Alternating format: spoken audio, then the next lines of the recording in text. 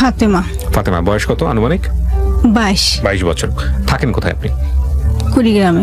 কুড়িগ্রাম থেকে এসেছেন আমাদের এখানে গল্পটা বলার জন্য, এবং আপনার সঙ্গে আরো একজন আছে, আমি তাকে পরিচয় করিয়ে দেবো যখন গল্পের প্রয়োজন হবে। জি, আপনি শুরু করুন যেখান থেকে মনে আছে আপনার। আমার বাবা মার থেকে শুরু করি। জি প্লিজ। আমার বাবা একজন ব্যবসায়িক ছিলেন, সে ব্যবসা করতো, অনেক বড় ব্যবসায়িক ছিলেন, কারণ সে ইন্ডিয়ার ব্যবসা করতো। এরকম ছিল অনেক বড় ব্যবসায়ী যে আমার মানে বাবার অনেক টাকা ছিল। কয় ভাই বোন আপনারা? আমরা 5 ভাই বোন। 5 ভাই বোন। আমি যাকে বসিয়ে রেখেছি আপনার সামনে, আপনি যে গল্পটা বলতে যাচ্ছেন সেটা কি সমস্ত কিছু সে জানে, নাকি আজকে অনেক কিছু নতুন কিছু জানবে? জানে, আরো জানবে। ওকে, আপনার কোনো সমস্যা নেই তো সে বসে থাকলে? বলেন। তো আমার বাবা অনেক টাকা ছিল তখন। আমার যে বাজারে আমার আব্বু ব্যবসা করতো, যেখানে থাকতো, বাজারের সাথে আমার বড় ফুপুর বাড়ি ছিল, ওখানে আমার আব্বু থাকতো। তো আমার আব্বু ওখানে থাকার পর, আর আমার নানুর বাড়ি হয়েছে ওখান থেকে 4-5 মিনিটের রাস্তা। তখন আমার আম্মুকে দেখার পর আর ওখান থেকে মানে পারিবারিক ভাবে আর কি বিয়েটা হয় আমার আম্মুর সাথে। তো ওরাও সংসার করতেছে অনেক বছর, কিন্তু বাচ্চা হয় না, বাচ্চা ছিল না আমার আম্মুর। আপনার মায়ের বাচ্চা ছিল না? হ্যাঁ, ছিল না। তখন আর কি এক পর্যায়ে আমার দাদু দাদি সবাই বলছিল যে ওই মেয়ের বাচ্চা হবে না, তুই ডিভোর্স দে। তখন আর কি আমার আম্মুকে ডিভোর্স দেয়। আমার আব্বু দিবে না, এক পর্যায়ে জোর করে আর কি ডিভোর্সটা হয়। হওয়ার পর অনেক মেয়ে দেখতেছে আমার আব্বুর জন্য, কিন্তু আমার আব্বু কোনো মেয়েকে পছন্দ করে না, বিয়েও করবে না, এরকম। তো আমার আম্মুরও অন্য জায়গায় বিয়ে হওয়ার কথা ছিল, সবকিছু ঠিকঠাক না হয়েছে। এই অবস্থায় আর কি আমার আব্বু শোনার পর আর কি ওখান থেকে আমার আব্বুকে নিয়ে আসে, আম্মুকে আব্বু আমার ওই ফুপুর বাড়িতে নিয়ে আসে। আসার পর আবার ওদের বিয়েটা হয়। হওয়ার পরে আর অনেকদিন যায়, বাচ্চা তবু হয় না, কিন্তু অনেক চিকিৎসা করার পর আর কি আমি হই। মানে আপনি প্রথম সন্তান? হ্যাঁ, আমি প্রথম। তো অনেক আদরে ছিলাম, কারণ আমি তো প্রথম সন্তান, আর ফ্যামিলির সবাই অনেক আদর করতো। তো আমার পরে আরেকটা আমার ভাইটার বয়স ছিল 3 বছর। তা একদিন আমার আব্বু গরুকে গোসল দিতে নিয়ে যায় আর কি বাড়ির পাশে। তো ওখানে পানি ছিল 1 হাঁটুর মতো পানি।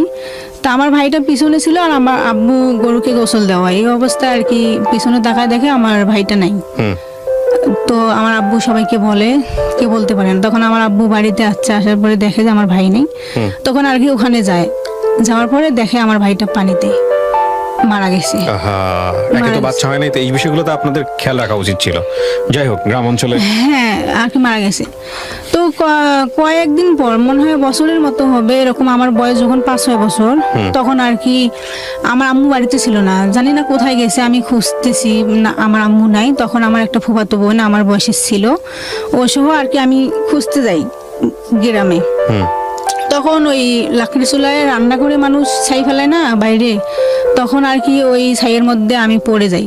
আমার ফুফাতো বোন সহ পড়ে গেছি। দুজনে পড়ে যাওয়ার পরে আমার বাম পা আর ডান পায়ের হাঁটু পড়ে যায়।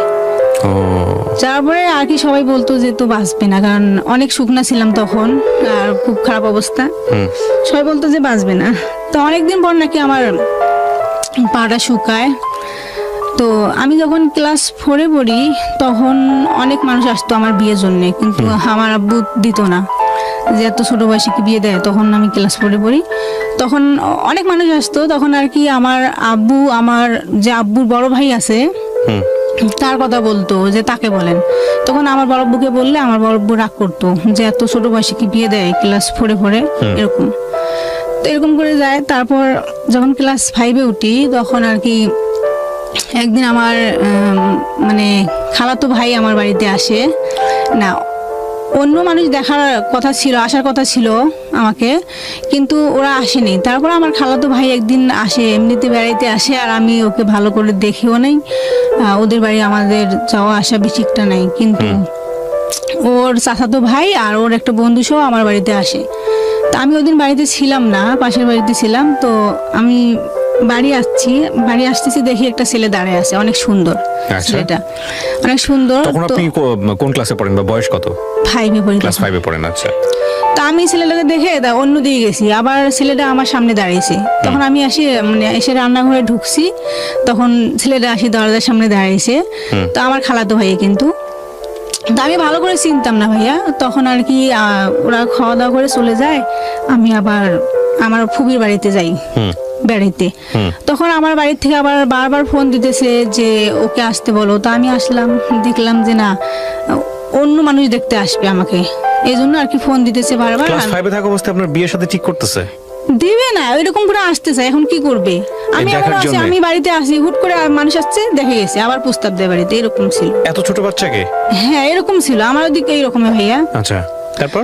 হ্যাঁ, তো ওই মানুষগুলো আসার কথা ছিল, তো আমার আব্বু বলতো যে না, তো আসার কথা ছিল, এই জন্য বলতেছে যে আসেন। তখন আমিও আসলাম আমার ফুফুর বাড়ির থেকে। তো আমি যেদিন আসছি তারপরের দিন আর কি আমার খালার দেবর আসে আমার বাড়িতে, আমি চিনি না কিন্তু। তো আমার খালার দেবর আসছে, আসার পর আর কি আমার আম্মুর সাথে কথা বলতেছে। ওই দিনও আমি বাড়িতে ছিলাম না। তখন আর কি আমার আম্মু দেখে বলতেছে যে না, আমার মেয়েকে আমি দিব না, ওকে আমি দিব না, ওই রকম করে বলতেছে। আমি জানি না ওর বাবা আসুক। তখন আর কি আমার আব্বু বাড়িতে ছিল না, তখন লোকটা সারাদিন আমার বাড়িতে ছিল। তারপর আব্বু আসছে, আব্বুকে বললো, আমার আব্বু বললো যে না, আমরা দিব না। আমি তো শুনছি, আমি বলছি যে কখনো না, আমি কেন বিয়ে করবো, আমি এই বিয়ে বয়সে তো করবো বিয়ে না। করা কষ্ট, বিয়ে তো হ্যাঁ, বুঝিনি না আপনি। হ্যাঁ, বুঝিয়ে না, আমি কিন্তু শুনতেছি, কিন্তু আমি কান্না করতেছি এরকম। তো সে চলে যায়, আমার খালার দেবর চলে যায়। যাওয়ার পর আমার ওই যে ফুফা ছিল, বড় ফুফা ওদের এলাকায়, আমার ফুফাকে আর কি বলে, আমার ফুফুকে বলে যে আমার কথা বলছে যে তারা নাকি দিবে না, তোমরা একটু বলো। তখন আর কি আমার ফুফু, আমার ফুফা আমার আব্বুকে ফোন দেয় বলার জন্য। তা আমার আব্বুর, ওদের এলাকায় আমার আব্বুর একটা বন্ধু ছিল, তাকেও আর কি ওরা বলছে যে আপনিও বলেন। তো তার, সেও বলতেছে আমার আব্বুকে। তখন আর কি আমার আব্বু না বলছে। তখন আমার ফুফু তো হয়েছে বড়, আবার তাকে তো সম্মান দিতে হয়, এই জন্য আর কি আমার আম্মু বলতেছে যে না, আমিও বলি যে না, আমি ওকে বিয়ে করব না, আমি কেন খালাতো ভাইকে বিয়ে করবো, আমার বিয়ে বয়স হয়নি, অনেক কিছু বলছিলাম ভাইয়া। তো আমার 2-1 দিন পর, ওই দিন ছিল মঙ্গলবার, তখন আমার আব্বু কিন্তু ঘাটে যায়। সে এখনো ব্যবসা করে, টুকিটাকি ব্যবসা করে। সে হাটে গেছে, মানে 10টা বাজবে সকালে এরকম, সে হাটে গেছে। যাওয়ার পর ওরা যে ওভাবে যে আমার ফুফুর বাড়িতে যে কাজী টাজি নিয়ে ওরা সবাই যে ছিল, আমার আব্বু জানে না। আর যাওয়ার সময় আমার আম্মু বলছিল যে না, ওকে আমি দেবো না। আর আমিও বলছি যে না। আমার আব্বু বলে যে আমি কি করব তাহলে। তখন আর আপনারা কি, কয় ভাই বোন? তখন আমরা 5 ভাই বোন, আমার পরে আরো 2টা বোন, একটা ভাই আছে। আচ্ছা, এবং আপনি তখন ক্লাস 5 এ পড়ছেন? তো সবই তো ছোট ছোট ছোট ছোট। হ্যাঁ, আমি তো বড়। হ্যাঁ, সবাই। রাইট। তো আমার আব্বু যায়, যাওয়ার পর আর কি সবাই নাকি ছিল ওদের বাড়িতে, আমার ফুফুর বাড়িতে। থাকার পর নাকি ওরা কাজী টাজি নিয়ে আসছে, ওখানে নাকি রেজিস্ট্রি হয়েছে। আমরা তো কিছুই জানি না, আমার ফ্যামিলির কেউ জানে না, শুধু আমার আব্বু আর আমার ফুফি ওখানে ছিল, কেউ জানে না। তো এভাবে আর কি রেজিস্ট্রি হওয়ার পর আমি তো ছেলে ভালো করে দেখেও নেই, আর আমার পছন্দ ছিল না, ওদের ফ্যামিলির সত্যি কথা আমার পছন্দই ছিল না ওই সময়। এখন কি বলবো, পছন্দ ছিল না। ছেলে তো তখন, ছেলে কিন্তু ঢাকায় থাকে, ও ঢাকায় আসছিল। তা আমার সাথে তো আর কোনোদিন দেখা হয় নাই, কথাও হয়নি। তো একদিন আমার যে বড় খালা আছে, তার সাথে আবার ও কাজ করতো একসাথে। তখন আর কি একদিন আমার চাচাতো বোনের হাজবেন্ড আসে আমার বাড়িতে। তখন দুলা ভাইয়ের কাছ থেকে আর কি ওর ফোনটা নিয়ে আমার ওই খালাতো ভাইয়ের নাম্বারে আমি ফোন দিই। দেওয়ার পর আর কি আমার ভাইয়াটা আমার আম্মুর সাথে কথা বলতেছে, আর বলতেছে যে তুমি আর জায়গা পাও নাই, এখন দিছো, বয়স হয়নি, অনেক কিছু বলতেছে যে। তা আমার আম্মু বলে যে আমি কি করব, আমি কিছু বলতে পারবো না। তখন আর কি আমার সাথে আবার কথা বললো আমার ভাইয়াটা, বলতেছে যে তুই কি হারুনের সাথে কথা বলবি, এভাবে বলতেছে। তা আমি বলছি যে না। তখন আমি মোবাইলে কথা বলতেও পারি না, এরকম ছিলাম। তখন আর কি ওই হারুন আমার ওই দুলা ভাইয়ের কাছ থেকে, আমার দুলা ভাই তো চলে যাবে তার বাড়িতে, এখন তো কথা বলবে কিভাবে আমার সাথে। তখন আর কি আমার চাচির নাম্বার নেয়, সেটা আমরা জানি না কিন্তু। তো আমার চাচির নাম্বার নিচে নেওয়ার পর ফোন দেয়, আমি তো ফোনে কথা বলতেও পারি না। তা কি বলবো, এইভাবে 2-1 দিন বলতে বলতে আমি যাকে দেখতে পারতাম না, কিন্তু এত ভালো লাগছে যে এখন ওর সাথে চুরি করে করে আমি কথা বলি। কিন্তু আমার আম্মু কথা বলতে দিত না, যে এখনো তো বিয়ে পড়ান হয়নি, হ্যাঁ এরকম। তা আমি চুরি করে করে কথা বলতাম, কারণ ওকে অনেক ভালো লাগতো, কারণ ওর কথাগুলো ভালো লাগতো এরকম। তো হঠাৎ একদিন আবার ওদের বাড়িতে, মানে কুরবানি ঈদ আসে, ওদের বাড়িতে আবার দাওয়াত দেয় আমার বাড়ির থেকে। আমার আব্বু বাড়িতে ছিল না, আমার ওই ফুফায় দাওয়াত দেয়। যেদিন ওদের বাড়ি থেকে সবাই আসে আমার বাড়িতে, ওদিন আর কি আমার আব্বু বাড়িতে আসে। তখন মানে একটু সমস্যার কারণে আর কি আমার আব্বু বলতেছে যে না, আমার মেয়েকে আমি দিব না। তখন আমি তো কথা বলতে বলতে এমন হয়েছি, এখন ওকে ছাড়া আমি বাঁচি না, কথা বলতেছি, প্রতিদিন কথা বলতেছি চুরি করে করে এরকম। তো ওভাবে আর কি আমি আবার তখন আম্মুকে বলি যে আগে তো আমি বলছিলাম দেওয়ার দরকার নেই, দিছেন, এখন তো আমি ওকে বিয়ে করবো, আমার ভাল লাগে না ওকে ছাড়া, অনেক কিছু আমি বলতেছি। তা আমার কথাই শুনলো। তা কয়েকদিন পর আর কি অনুষ্ঠান হয়, অনুষ্ঠান হওয়ার পর আর কি ওদের বাড়িতে যাই। আমি তো কিছু বুঝতাম না তখন, আমি কি বলবো, অত কিছু তো বুঝতাম না। কত সালে বিয়ে হয় আপনার? আমার বিয়ে হয়েছে, রেজিস্ট্রি হয়েছে 12 সালের মনে হয় শেষের দিকে। তখন আপনার বয়স কত, মানে কিসে পড়ছিলেন আপনি ওই সময়টা? 5-এ পড়ি তখন। ইয়া খোদা, যাই হোক বলেন তারপর। 13 সালের হয়তো বা শুরুতে জানুয়ারিতে এরকমই হবে যে আমার অনুষ্ঠানটা হয়। তা আর কি ওদের বাড়িতে যাই, আমি তো কিছু বুঝতাম না ভাইয়া, অনেক কিছু বুঝতাম না, আমি কিছুই বুঝতাম না। তো এমন কি যে শ্বশুর বাড়িতে তো কাজ করতে পারতাম না, রান্না বাড়িতে অনেক কিছু কাজ আছে আমি করতে পারতাম না। এই নিয়ে আবার আমার যে আব্বু আমাকে অনেক ভালোবাসতো, সে আব্বু এমন হয়েছে যে তাদের কথাই শুনতো, আম্মুও তাদের কথা শুনতো যে কেন কাজ করবে না, মেয়ে বিয়ে দিছি কেন কাজ করবে না, এরকম বলতো। তো আমি কাজ করতে আসলে পারতাম না, কারণ অনেক মানুষের রান্না টান্না আমি করতে পারতাম না। তো ওইভাবে ও চলে যায়, বিয়ের পরে ও চলে যায়। তখন আমি আমার বাড়িতে আসি আর যাইতে চাই না। তখন আমার আম্মু ওদের জন্য অনেক মার মারছিল, অনেক মার খাইছি আমি, কেন আমি যাই না। কারণ তখন তো ওদের কথাই শুনতো, আমার কথা কেউ শুনতো না, বলে যে ওরা ভালো, তুই কাজ করিস নাকি, অনেক কিছু বলতো। তো ওভাবে আর কি 7 মাস হয়, বিয়ের 7 মাস হয়। তখন আমার হাজবেন্ড বলে যে ওদের বাড়িতে বলে যে আমি ওকে নিয়ে আসবো ঢাকায়। গাজীপুরে থাকতো। আচ্ছা, গাজীপুরে কি করতো? সোয়েটারের কাজ করতো। সোয়েটারের কাজ। হ্যাঁ। ওকে, তারপর তখন আমার বাড়িতে ও বলে যে আমি ওকে নিয়ে যাব, কারণ এত কথা ভাল লাগে না, নিয়ে যাব। তো আমার বাড়ি থেকে ঢাকা আসতে দিবে না, যে একটা মেয়ে যদি ঢাকায় যায় নাকি সম্মান থাকে না ওদের, ওদের বাড়ির থেকেও এই কথা বলে। তখন আমার হাজবেন্ড এখন কি করবে, ও নিয়ে আসবে এরকম। তো ওর কাছে তো টাকাও ছিল না, আমার মা 2টা দুল দিছিল, ওই দুল মানে বিক্রি করছি 4000 টাকা বিক্রি করে আর কি ওকে দিই। তখন ও আমাকে নিয়ে আসে ঢাকায়। হ্যাঁ, নিয়ে আসে। তখন এখন তো রুম নিয়ে ওখানে থাকতেছি, আবার একা একা আমি কি করব, জীবনে আসিনি, কি করব আমি, ছোট মানুষ। তখন আর কি আমি ওকে বলি যে তুমি আমাকে যে কোনো একটা জব নিয়ে দাও, আমি জব করব। ও বলে যে তোমাকে কে জব দিবে, তোমার তো এখনো বয়সে হয়নি আর তুমি কাজ করতে পারবাও না, ওইভাবে বলে। তখন আর কি আমি জোর করে এক পর্যায়ে আমি একটা জব নিয়ে দেয়, আমি যাই 10-12 দিন কাজ করার পরে আমি অফিসে না সোয়েটারে লিঙ্কিন না জানি কি বলো, ওইরকম একটা কাজ ছিল। 10-12 দিন করার পর আমি আর পারি না, তখন ও বলে যে তুমি পারবা না, তুমি বাসায় থাকো।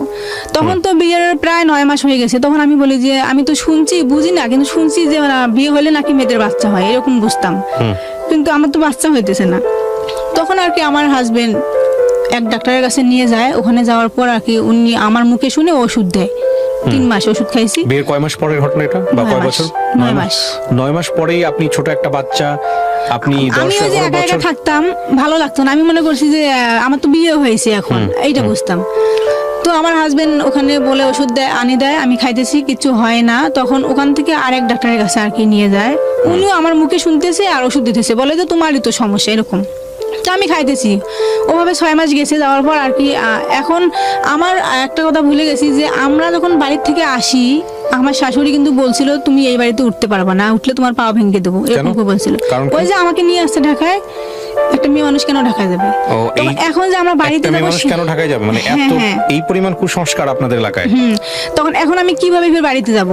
এখন যদি বাড়িতে যাই, ওকে উঠতে দেবে না, আমাকেও। তখন আর কি আমরা 6 মাস চিকিৎসা করার পর আর কি বাড়িতে যাই। যাওয়ার পর আমাকে বাড়িতে রাখে না, ওর চাচার বাড়িতে রাখে। রাখার পর তারপরে দিন আর কি আমার শ্বশুরের হাত পা ধরতে হয় দুজনে, তারপরে আমার আর কি বাড়িতে থাকি এরকম। এখন সবাই বলতেছে যে বিয়ের তো 1 বছর হয়ে গেছে, আর ওদের ফ্যামিলিতে আবার বাচ্চা পছন্দ করে, এখনো করে, যে 1 বছর তো হয়ে গেছে, তা হইতেছে না কেন? এখন কবিরাজের কোনো অভাব নেই, অনেক জায়গায় গেছি কিন্তু হইতেছে না, সবাই বলে হবে হবে, হয় না। তখন আমার হাজবেন্ড বলে যে আমি আরেক ডাক্তারের কাছে নিয়ে যাই, ওটা ছিল গাইনি ডাক্তার। ওখানে যাই, যাওয়ার পর উনিও আবার মুখে শুনে বলে যে এখনো তোমার বয়স হয় নাই, হবে সময় আসলে হবে, এভাবে বলে। তা উনিও ওষুধ দিল, খাইলাম, কিছু হয় না। তখন আর কি প্রায় 1-1.5 বছর মনে হয় পার হয়ে গেছে এরকম। তখন আমি আরেক গাইনি ডাক্তারের কাছে যাই। ওখানে যাওয়ার পর আর কি উনিও আমাকে টেস্ট দেয়, দেওয়ার পরে বলতেছে যে তোমার মানে সমস্যা আছে কম, বেশি একটা সমস্যা নাই, তুমি ওষুধ খাও ঠিক হয়ে যাবে। তখন আর কি উনি ওষুধ দেয়, ওখানেও আমি খাই, হয় না। তখন আর কি আবার হারবালের চিকিৎসা নেই, আবার কুমিরাজি, কিচ্ছু হয় না। প্রিয় শ্রোতা, আমরা এই জায়গাটায় ছোট্ট একটা বিরতি নেব এবং বিরতির পর আমি যেখানে হারবালের চিকিৎসাটা নেই, ওই ডক্টর 5-6 মাস চিকিৎসা করার পর হইতেছে না, তখন বলে যে আমি ভালো একটা ডাক্তার আছে আমার কাছে, ওখানে নিয়ে যাবো। তখন ওখানে ও নিয়ে যায় ওই ডাক্তার, আমরা যাওয়ার পর আমার আবার টেস্ট দেয়, টেস্ট করার পরে উনি বলতেছে যে তোমার তো টিউমার হয়েছে, ওভাবে বলতেছে। আপনাকে বলেছে? হ্যাঁ, ওই ডাক্তার বলতেছে। আচ্ছা, তারপর? তা 1 মাসের ওষুধ নেন, 1 মাসের ওষুধ খান, তাহলে ঠিক হয়ে যাবে। তা আমি খাইলাম 1 মাসের, খাওয়ার পর আবার তো টেস্ট করতে হবে, দেখি কি অবস্থায় আছে, কোন অবস্থায়। আবার টেস্ট করলাম, তো বলতেছে যে আপনার তো ভালোই হয়নি, আবার ওষুধ খান। আবার ওষুধ খাইলাম, খাওয়ার পর আবার টেস্ট করলাম, দেখলাম যে ওই ডাক্তার ওখানে নাই, আসেনি ওই দিন। তখন আমি রিপোর্ট তো দেখা লাগবে আমার, তো পাশের একটা হসপিটাল, উনি এখনো আছে ভালো, ওখানে আর কি ওই ডাক্তার দেখাই আমি। তো উনি বলে যে কে বলছে তোমার টিউমার, তোমার তো কোনো সমস্যাই নেই। আচ্ছা। তো আর মেয়েদের যদি সমস্যা একটু থাকলেও আর কি বাচ্চা হয়, কিন্তু তোমার তো সমস্যা এরকম নাই। তো তোমার হাজবেন্ড কি টেস্ট করছে? তো আমি বলছি যে না, আমার হাজবেন্ডের তো সমস্যা নেই, আমি এভাবে বলতেছি। আমি তখন তো বুঝি নাই যে একটা ছেলে মানুষ তো সংসার করতেছি, কি সমস্যা আর ওর থাকতে পারে। তো ওকে ডাকার পর আর কি ওর টেস্ট দেওয়ার পরে বলতেছে যে আপনার 7 দিন পর আসেন, টেস্ট করান, দেখি কি হয়। ও যখন করার পর দেখলো যে ওর সমস্যা। প্রথম টেস্টে ধরা পড়লো ওর সমস্যা। মানে কিসের সমস্যা? ফার্টিলিটিতে সমস্যা। মানে আলটিমেটলি যেটা কাউন্ট করে, শুক্রাণু যে কাউন্টটা করে, সেটাতে সমস্যা, নাকি অন্য কোনো সমস্যা? এটাই সমস্যা। হ্যাঁ, ওইটা ডাক্তার বলে তো ওইটা আছে আর কি, আসতেছে না, এভাবে বলে। তখন ওই ডাক্তার আবার ওষুধ দিল 1 মাসের, আমাকেও দিছে, দুজনে আর কি খাইতেছি। খাওয়ার পর উনি বলতেছে যে আপনারা রংপুরে যান, ওভাবে বললো। তখন আমরা দুজনে, আমার তো সন্দেহ যে আমার তো টিউমার বলছে 3 বার, আর এখন বলতেছে নাই, তাহলে হয়তো ভুল বলছে। তখন আমি ও সহ দুজনে যাওয়ার পর আবার ওখানে টেস্ট করে আমি, তো আমার রিপোর্ট নর্মাল, কোনো সমস্যা নেই। ওর সমস্যা বের হয় আবার ওইটা, তখন ওর আবার সন্দেহ যে ওইটা হয় কি না, তখন আবার ও অন্য জায়গায় দেখার পর ওর এই সমস্যা। এটা কত বছর আগে ধরা পড়লো ওর সমস্যা? 3 বছর। 3 বছর আগে? আজ থেকে 3 বছর আগে ধরা পড়েছে? আজ থেকে তো 3 বছর না, আমার বিয়ে হওয়ার 3 বছর পরে ধরা পড়েছে। আচ্ছা, তারপর আপনার সংসার কত বছরে? 9 বছর। 9 বছর, মানে 6 বছর আগে ধরা পড়েছে। হ্যাঁ, তারপর কি হলো? তো ওর সমস্যা যখন বলার পর, ও তখন একাই আসছিল, 80 টেস্ট করছিল না, ওর সমস্যা বলার পর ওকে নাকি ঢাকায় পাঠাইছে। তখন তো ও একা আসলে তো আর টেস্ট করবে না, ওখানে তো পরীক্ষা করবে না, তো আমার আসতে হবে। এখন আমরা আবার বাড়িতে না বলে আবার সবই তো শেষ করলাম, এখন কি করব, এখন তো আসতেই হবে। তখন আসলাম, আসার পর আর কি দুজনে আবার টেস্ট করায়, আমারও করে। তা আমার রিপোর্ট ভালো, ও নাকি ওখান থেকে আর কি অন্য এক হসপিটালে পাঠায়, ও ওখানে পরীক্ষা করে। কতগুলো হসপিটালে টেস্ট করেছে উনি? কতগুলো হসপিটালে করেছেন? 4টা-5টা, সবগুলোতে একই রেজাল্ট?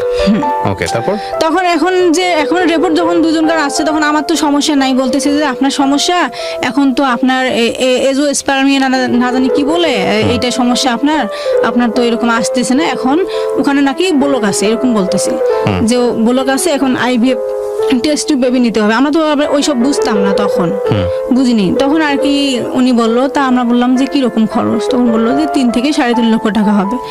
আমি আর কি বলবো, ওখানে মনে হয় আমার মরাই ভালো ছিল, কারণ আমার মতো হতভাগা আর এই জগতে কেউ নেই।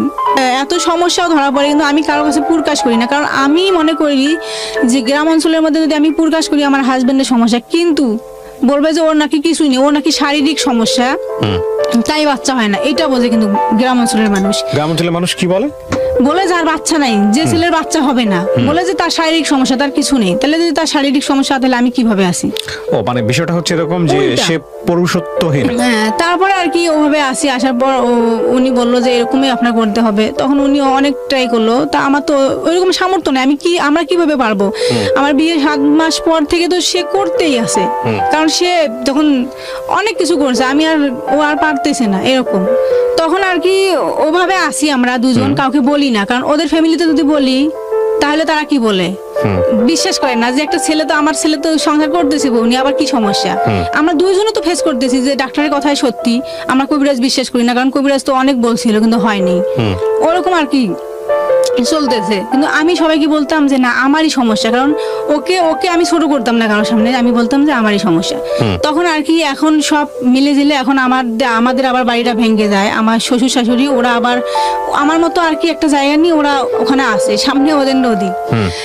আমি যেখানে আসি ওখানে আবার 4,000 টাকা দিয়ে আমি ওখানে নিয়ে আসি। আমার শ্বশুরের তো এরকম সামর্থ্য নাই। আর আমার বাবা, বললাম যে আমার বাবা কোটিপতি ছিলেন, কিন্তু ওই ঘরের সন্তান আমার তো এখন কিছুই নেই, ওরাও তো দিতে পারবে না। আপনার বাবা কোটিপতি ছিলেন কিন্তু আপনার কিছু নাই কেন? হ্যাঁ, এটা আমার ভুলে গেছি যে আমার বাবা যখন ওখানে ব্যবসা করতো, ইন্ডিয়ান যে মাল আনতো সবকিছু, ওখানে আর কি সব টাকা দিয়ে দেওয়ার পরে আর কি সব শেষ হয়ে যায় একবারে, আর কিছুই ছিল না আমার বাবার, এখনো কিছুই নেই, ওইরকম আর কি আছে আমার বাবার। ওই ফ্যামিলি সন্তান আমি কোনোদিন তো কারোর সামনে যাইনি, আমি লজ্জায়, আমি তো পর্দা করি, আমি তো ঘরের ভিতরে থাকি। এরকম করে যখন আমাকে আলাদা করে দেয়, আমার শ্বশুর কিছুই দিল না, শুধু একটা ঘর দিল, তো নদী তো ভাঙছে, এখন তো আমার আলাদা বাড়ি, ওভাবে থাকতেছি, কিন্তু একাই। এখন আমাকে ছেড়ে ও কোনো করতেও পারে না, আমি তো একাই থাকতেছি বাড়িতে। আমার একটাই দুঃখ যে আমি দিনের মধ্যে হয়তো পর্দা করি, তাই আমি একাই থাকি, সবার কথা শুনে থাকি, কিন্তু আমার যখন খুব কষ্ট লাগে যে আমি যখন রাত হয় তখন আমার একাই থাকতে হয়, আমার পাশে কেউ নাই, আমি একাই থাকি, ওভাবে থাকতেছি। কিন্তু আমি যে থাকতেছি ওই শ্বশুরে ভাঙা ঘরটা দিছে, ওই ঘরে থাকতেছি, কিন্তু বৃষ্টি আসলে তো পানি পড়তো, দিনে হইলে আমি কোনোটাই যাইতে পারতাম না, যে রাতে হয় পাশের বাড়িতে থাকতাম, এরকম করতাম। ও তখন ঢাকাতে? হ্যাঁ, ও তখন ঢাকাতে আসতে চাইছে, যে ডাক্তার দেখাইতেছে, এরকম ওর ছিল। আচ্ছা আচ্ছা। আমি বলছি যে আমি আগে বলতাম না যে আমার সমস্যা কেন, আমি আমার হাজবেন্ডকে ছোট করব। তখন আর কি আমি এইভাবে বলতে বলতে সবাই বলে, তো তাহলে বাচ্চা হয় না কেন, সমস্যাটা কার? তখন আর কি আমি কয়েক বছর যাওয়ার পর আমি আমার ফ্যামিলিকে বলে দেই যে আমার হাজবেন্ডের সমস্যা। তারপর ওদের ফ্যামিলিকেও আমি বলি, কিন্তু ওদের ফ্যামিলি এখনো মনে করতেছে যে এটা আমার সমস্যা। না, আপনি আপনার ফ্যামিলিকে জানানোর পরে ফ্যামিলি কি বলে? আমার ফ্যামিলিকে যখন জানাইছি, আমার ফ্যামিলি বলে যে সন্তান দেওয়ার মালিক তো হয়েছে আল্লাহ, কারো হাত নেই এখানে, আর তোমার তো সামর্থ্য নেই, আমারও সামর্থ্য নেই যে দিতে পারবো, এরকম নেই, তো এখন তুমি কি করবা, তোমার যা ইচ্ছে তুমি তাই করো। তখন আর কি আমি বললাম যে আমি কি করবো, আমি তো কিছু, আমার জীবনে বিয়ে একটাই হয়েছে, যদি আমার খালাতো ভাই না হইতো তবু একটা কথা হইতো, আর ওকে আমি এত ভালোবাসি, আমি ওকে ছাড়তেও পারবো না, এভাবে বলছি। তখন আমার আম্মু, আমার ফ্যামিলি থেকে সবাই বলে যে আমরাও তো ওকে ভালোবাসি, কিন্তু এখন ওর জন্য যে তোমার লাইফটা নষ্ট, তুমি কি করবা? কারণ আমার যে ছোট ভাইটা আছে, তার এখন বর্তমানে একটা মেয়ে আছে, বিয়েও করছে, ও 18 বছর বয়স। আমার ছোট বোনের 2টা মেয়ে 18 বছর বয়সে বিয়ে করে ফেলছে? হ্যাঁ, বিয়ে করছে। মানে আপনাদের এলাকায় কি মানে শিক্ষার আলো একেবারেই নাই, পৌঁছায় না, লেখাপড়া দিছি করবে না, এরকম করে আর কেউ বিয়ে করে। আমার বোনটা যখন ক্লাস 8-এ পড়ে তখন ওকে আর ছাড়বে না। তো এখন আমার ফ্যামিলি থেকে কয়েক মাস আগে আমাকে নিয়ে যাওয়ার পর আর কি সবাই, আমার চাচা সবাই বলতেছে যে এখন তুমি কি করবা, কারণ আজকে যদি ও মারা যায় তোমার কি হবে, তোমার তো এখনো জীবন পড়ে আছে, এখন কি করবা? তখন ওরা কি আর কি আমাকে আসতে দেয়নি, 3 মাস আসতে দেয়নি। না নিশ্চয়ই, আমি এই প্রশ্নটা, আপনার জামাই কি বলে আপনাকে? আমার জামাই? হ্যাঁ, জামাই কি বলে? জামাই মানে আপনার হাজবেন্ড? আমার হাজবেন্ডের কথা যে তুমি যদি আমাকে ডিভোর্স দাও তাহলে তো আমি বাঁচবো না। আপনি আসেন, আপনার হাজবেন্ড এতক্ষণ সামনে বসে আছে, আপনি চলে আসেন। আপনার ওয়াইফ যা বলেছে এতক্ষণ যাবত আপনাদের সংসার নিয়ে, এটা কি সত্য? হ্যাঁ, এটা সত্যি। কিভাবে জানলেন, কিভাবে হলো? আপনার গল্পটা একটু শুনি। মানে আপনি যেটা বলতেছিলেন আপনার প্রবলেমগুলো। হ্যাঁ, আমার প্রবলেমগুলো হলো যে আমি তো আসলে মানে ওই ধরনের কোনো সমস্যা ফেস করতাম না, যে আসলে আদৌ কি আমার এই সমস্যা আছে কিনা। আর এগুলো বিষয়ে যখন জানতাম না, তো ওর চিকিৎসাটাই সর্বপ্রথম শুরু করাই আমরা। হ্যাঁ, তো ওর ধারাবাহিকভাবে যখন চিকিৎসা চলতে থাকে, এক পর্যায়ে যখন আমি জানলাম যে আসলে সমস্যাটা ওর না, সমস্যাটা আমারই, তখন ওখান থেকে ওই জায়গায় এক বন্ধাত্ম ডাক্তার, সেটা হলো রংপুরে, যে 2-3 বার পরীক্ষা করার পরে উনি যখন বললো যে আসলে তোমার তো সমস্যাটা যে দেখা যাচ্ছে, তোমার স্বাভাবিক পদ্ধতিতে সন্ধান হওয়ার সম্ভাবনা খুবই কম, তারপরও তুমি ঢাকায় যাও, আমি রেফারেন্স করে দিচ্ছি, তুমি সেখানে গিয়ে তাকে দেখাও। আচ্ছা, দেখার পরে হয়তো যদি তোমার কপাল ভালো হয় তাহলে তোমার হয়তো অপারেশনের মাধ্যমে হতে পারে। আচ্ছা, আর যদি না হয় তাহলে অন্য পদ্ধতি আছে, তুমি সেখানে যাও, যে তাদের সাথে কথা বলো। ওকে। তো তখন আমি ওখান থেকে ওকে নিয়ে চলে আসি। আসার পরে তখন আমি কাজ করি হলো ঢাকা কেরানীগঞ্জে। যখন ওকে নিয়ে ঢাকায় আসি তখন কেরানীগঞ্জে, তখন ওখানে একটা রুম নেই, আমি রুম নিয়ে ওখান থেকে পরে ওকে নিয়ে ঢাকায় আসি। আসার পরে তখন উনি ওকে একটা পরীক্ষা দেয়, আর আমারও পরীক্ষা দেয়, 3টে পরীক্ষা দেয় আমাকে। 3টে পরীক্ষা দেয়, তা বললো যে একটা পরীক্ষা আমাদের হসপিটালে হবে না, সেটা মোহাম্মদপুর থেকে করে আনতে হবে। তারপরে আমি ওর পরীক্ষাটা ওখানে করাই, পরে আমার 2টা পরীক্ষা ওই হসপিটালেই হয়, আর একটা পরীক্ষা ওখান থেকে করে নিয়ে আসি। পরে আসার পরে এখন যে রিপোর্ট দেখার পরে উনি বলতেছে যে আপনার যে হরমোন টেস্টটা করা হয়েছে, এটাতে দেখা যাচ্ছে আপনার শুক্রাণু যেটা মানে স্পার্ম, সেটা তৈরি হচ্ছে, কিন্তু যে কোনো কারণে বাধাগ্রস্ত, মানে ভাঁজ ডিফারেন্স যেটাকে বলে আর কি, ডাক্তারি ভাষায় নাকি থাকে, সেখানে কোথাও বাধাগ্রস্ত আছে। আচ্ছা, সে কারণে তোমার স্পামটা পাস হতে পারছে না, মানে শরীরে প্রডিউস হচ্ছে কিন্তু ইরেকশন হচ্ছে না। হ্যাঁ, ইরেকশন হতে পারতেছে না। আচ্ছা, এটা তোমার প্রবলেম। তো এখন তা আমি ভাবলাম যদি আমার এটাই প্রবলেম হয় তাহলে আমার এখন উপায় কি? তখন উনি বললো যে এর উপায় আছে। তা আমি বললাম কিভাবে সেটা?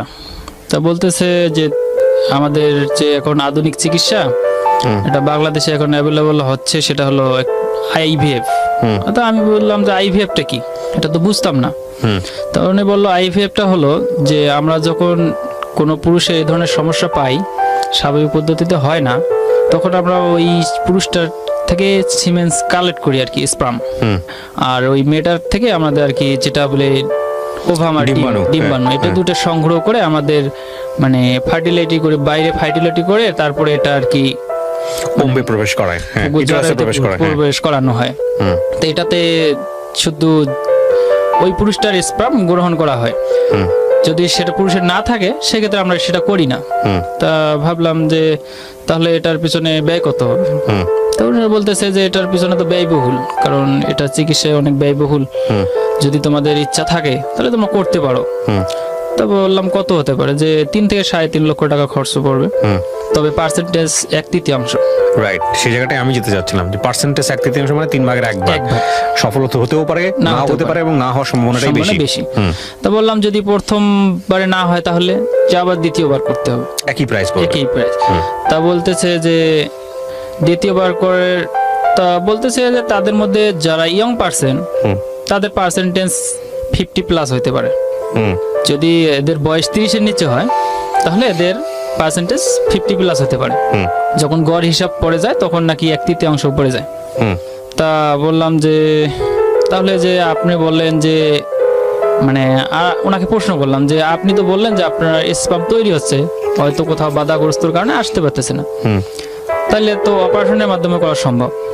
তা বলতেছে অপারেশন করে অনেক সময় হয়, আবার নাও হয়, এই জন্য আমরা ওইদিকে যাইতে চাচ্ছি না। তা আমি ভাবলাম যে তাহলে ঠিক আছে, আমরা পরামর্শ করি, যেহেতু আপনি বলছেন আমরা পরামর্শ করি। তারপরে আসার পরে উনি আবার বললো যে যদি এত টাকা খরচা যদি না করতে চান, অন্য পদ্ধতিতে করতে চান, সে ব্যবস্থা আছে। যাই হোক, সে পদ্ধতিটার কথা আমি নাই বলতেছি আর কি। সেটা বলবো কি, বলা যাবে? শিওর, বলেন। যে ডোনারিজম। আচ্ছা, তা ডোনারিজম, তা আমি বললাম যে এটা কিভাবে? যে ওটা অন্য পুরুষের থেকে কানেক্ট করে আপনার অন্য পুরুষের স্পার্ম নিয়ে আলটিমেটলি সেটাকে ফার্টিলাইজ করে, ওটা ফার্টিলিটি করবে। সেটা হলো আইইউআই পদ্ধতিতে। ওটা খরচ নাকি স্বল্প। যে ওদের স্পার্ম কালেক্ট করে ওটা আইইউ পদ্ধতিতে তার জরায়ুতে প্রবেশ করাবে। তা আমরা বললাম যে না, আমরা তো ওইভাবে নেব না, কারণ সেটা তো ইসলামেও বৈধতা আছে কিনা জানি না, তখনও জানতাম না। তা বললাম যে না, আমরা ওইভাবে নেব না। তাহলে আপনারা দেখেন কি করবেন। ওকে প্রিয় শ্রোতা, ছোট পরে ওখান থেকে আসার পরে এখন আমি চিন্তা করতেছি যে আচ্ছা, যদি ওইভাবে হয়, একবার করার পরে দ্বিতীয়বার, প্রথমবারে না হলে দ্বিতীয়বার আবার করতে হবে, তাহলে আবার বললো যে তোমার স্পার্ম তৈরি হচ্ছে, আসতে পারতেছে না, তাহলে এর যদি কোনো চিকিৎসা থাকে তাহলে আমি সেই দিকে আগেই দেখি একটু। রাইট। তখন আমি অন্য একটা হসপিটালে যাই। যাওয়ার পরে ওখানে এক ডাক্তারকে দেখাই। তো উনি বলতেছে যে ঠিক আছে, তৈরি হচ্ছে, এখন আসতে পারতেছে না। কেন আসতে পারতেছে না? এদিকে তুমি দেখো আগে, তুমি তো এইভাবে দেখাও। যদি তোমার পরীক্ষায় দেখা যায় যে তোমার যে একটা নাকি সার্জারি এখন হয়, যে ল্যাপোস্কোপি সার্জারি, যে তোমার যদি কোথাও বাধাগ্রস্ত থাকে, ল্যাপোস্কোপির মাধ্যমে সেটা সারা সম্ভব, তাহলে তোমার মানে স্বাভাবিক পদ্ধতিতেই সন্তান হওয়া সম্ভব। তা আমি বললাম তাহলে এখন কি করতে হবে? তো উনি অনেকগুলো পরীক্ষা দিল, প্রায় 20-25 হাজার টাকার উপরে। তো ওই মুহূর্তে আমার কাছে আর অত টাকা নাই। তা আমি আর পরীক্ষাটা করাইলাম না করায় আসার পরে তারপরে এখন ভাবলাম যে এখন এদিকে যাব না এদিকে যাব। আমি 2 দিকে পড়ে গেলাম। আসলে যদি এদিকে যাই তাহলে তো এদিকে পার্সেন্টেজ তো নাই, আবার যদি এদিকে যাই এদিকে হবে কিনা সেটাও সন্দেহ। 2 দিকে পড়ে গেলাম। তো এখন ওই অবস্থায় রাখলাম কিছুদিন, যে না এখন আর যেদিকে আগে সব দিকে তো টাকার প্রয়োজন। আর আমি তো বিবাহের 7 মাস থেকে শুরু করে যে চিকিৎসা করতেছি সব তো আমার উপর দিয়েই।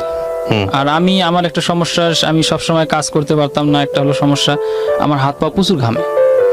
যে এখনো বসে আছে, আমার হাত প্রচুর ঘামতেছে পানি। এই জন্য আমি সব ধরনের কাজ করতে পারতাম না। যখন সোয়েটারের কাজ করছিলাম তখন ওই নিটিং মেশিন চালা আমার জন্য খুব কষ্টকর হতো। তো আমি যদি রাত্রে মেশিন রেখে আসতাম, সকালে গিয়ে দেখলাম যে ওখানে আয়রন জমে একবারে মেশিন পুরো জাম হয়ে থাকতো। এই জন্য আমি ওর কাজটা করতে পারতাম না, ওটা শুধু নিডেলের কাজ তো, এই জন্য ওটা কাজ করতে পারতাম না, এই জন্য কাজটা আমি ছেড়ে দিছি। তারপরে অনেক জায়গায় তখন দেখলাম যে যখন এইসব কাজ আমি পারতেছি না, তখন গার্মেন্টসের কাজে গেলাম। গার্মেন্টসের কাজেও কিন্তু করতে পারি নাই। যখন ওই মেশিন চালাতে যাইতে হয়, যখন হোয়াইট কালার মাল আসে তখন আর আমি ওই মাল করতে পারি না, কারণ স্পট লেগে যায়। তখন ওখানেও চাকরিটা ছেড়ে দিই, দিয়ে ভাবলাম তাহলে এখন আমি কি করব, কোন চাকরি করলে আমার জন্য ভালো হবে। তখন ওখান থেকে আমি চলে যাই, মানে যে আমাদের যে সিমেন্ট কোম্পানি আছে না, শাহ সিমেন্ট, ওখানের এক সর্দারের কাছে গিয়ে মানে ওখান থেকে আর কি লোড আনলোডের চাকরিটা নিই। মানে ওখান থেকে মনে করেন পুরো ঢাকা শহরে রাত্রে গাড়িতে আসি, আর দোকানে দোকানে মাল দেওয়া, এইভাবে সেল করি। তো ওখান থেকে ওইভাবে করি আর চিকিৎসা করাই, যে আমার তো টাকা জমাইতে হবে। এদিকে ও যে এতদিন যাবত মানে ওর চিকিৎসা করাইছি, সমস্যা নানান সমস্যা দেখা দিছে, চিকিৎসা করাইছি। এই চিকিৎসা করাইতে গিয়ে ও মানে এখন প্রায় অসুস্থ হয়ে যায়। মানে বুঝতে পারি না যে ও মানে অল্প বয়স থেকে ওর চিকিৎসাটা শুরু হয়েছে অ্যান্টিবায়োটিকের উপর, তো মানে ওর শারীরিক নানান সমস্যা শুরু হয়ে যায়। তো এখন ও প্রায় অসুস্থ হয়ে যায়। হঠাৎ করে দেখা গেল আজকে এই সমস্যা, কালকে দেখা গেল ও সমস্যা। মানে এখন তো আমার সংসারে তো অনেক আগেই তো বাবা মা পৃথক করে দিচ্ছে, কারণ আমি যখন এই চিকিৎসা শুরু করি তখন থেকে আমি আর বাবা মাকে টাকা দিতে পারিনি, কারণ মানে চিকিৎসার পিছনে যে এইসব পরীক্ষা নিরীক্ষা খুব ব্যয়বহুল। যেখানে যাই সেখানে অনেক টাকা ঋণ করে, আবার ওই টাকা শোধ না করতে আবার অন্য চিকিৎসা দিয়ে আগাইতে হলে আবার ঋণ করতে হয়, আবার কাজ করি শোধ করি। এদিকে বাবা মা তেমনটা প্রেশার দিত না, কারণ বুঝতো যে ও তো চিকিৎসার পিছনে ব্যয় করতেছে, এই জন্য দিতে পারে না। আমার বড় ভাই সে মনে করেন পরে আর কি সংসারের দায়িত্বটা নিচে এখনো আর কি আছে। তা যখন আমি ওই সাংসারিক দায়িত্ব তখন টাকা পয়সা দেই না, এই কারণে তারা বলতেছে তুই তো সাংসারিক পিছনে কিছুই দিতেছস না, তাহলে তোকে পালতে হয়, তোর বউকে পালতে হয়, তাহলে তুই পৃথক হয়ে খা। তো পৃথক হয়ে খাবো ঠিক, এখন তো ওই অবস্থায় পৃথক করে দিলে আমার তো আমি শূন্য, কারণ আমার তো ওই অবস্থায় নাই দেখে আমাকে পৃথক করে দিতেছে। যখন আমি পৃথক হয়ে যাই তখন ওই দিন মানে আমার বলতেছে যে তোকে কিছুই দেবো না, যে ঘর আছে থাকার ঘর সেটাও দেবো না। থাকার ঘরটা যদি আমাকে না দেয় তাহলে আমি থাকবো কোথায়, আমার তো বউ নিয়ে থাকতে হবে। তারপরে অনেক মানে চাচা টাচারা বসার পরে তখন বললো যে ঠিক আছে ওকে ঘরটা শুধু দেওয়া হবে, আর কিছু দেওয়া হবে না। আচ্ছা। পরে যে ঘরটা দেয় ওই ঘরটা আমি মাঝখানে একটা কথা বলতে ভুলে গেছি, সেটা হলো যে মানে আমাদের বাড়িটা একবার পুড়ে গেছিল আগুনে, মানে কিছু ছিল না। আচ্ছা। ওই বাড়িটা পোড়ার পরে যে কিছু টিন ছিল না, কিছু টিন একটু হালকা ভালো ছিল, ওই ধরনের টিন দিয়ে এই ঘরটা তুলানো হয়েছিল আর কি। ওই ঘরটা পরে আমাকে দেয়, আমি ওই ঘরটায় থাকতাম। পরে ওখান থেকে ওই ঘরটাতে থাকতাম, আর এদিকে তো আলাদা পৃথক। ওই দেখা গেল 1 মাস যদি বাইরে ওইভাবে কাজ করতাম, আবার ও ওই রকম সমস্যার কারণে আবার যে ও আমার চিকিৎসা বাদ দিয়ে ওর পিছনে আবার ব্যয় করতে হয়। তখন ওইভাবে করতে করতে হঠাৎ করে আমাদের পাশেই নদী ছিল, তো এক সময় বাড়িটা ভেঙে যায়। এখন বাড়িটা ভেঙে যাওয়ার পরে এখন আমি মানে কোথায় গিয়ে আর এখন ঠাই নেব, বাবার ভিটাই ছিলাম, কিন্তু বাড়িটা যখন ভেঙে গেল তখন বাবা দাদারা মানে এরকম সিস্টেম হয়েছে, যারা সেদিন বাড়িটা ভেঙে নিয়ে গেছে ভাইয়া কি বলবো, মানে আমি ছিলাম হলো শ্বশুর বাড়িতে, কিন্তু আমাকে বলেনি, আমরা দুজনে ছিলাম। কিন্তু আসার পরে দেখি মানে শুধু আমার ঘরটাই আছে, তাদের ঘর নেই। আচ্ছা। পরে এখন কি বলবো, তখন আসি বললাম যে আপনারা যে গেলেন আমাকে একবার বললেন না, আমি এখন কোথায় যাব। পরে ওই আমার পাশে যে এক বাড়ি ছিল, উনি একটা জায়গা ভাড়া নিয়েছিল 4000 টাকা। মানে আমাদের ওইখানে চর এলাকা, তো মানে এইভাবে ভাড়া হয় যে নদী আসা পর্যন্ত তুমি থাকতে পারবা, নদী আসলে তোমার জায়গা ছেড়ে দিতে হবে, নদীতে ভেঙে গেলে তোমার জায়গা শেষ, টাকা শেষ।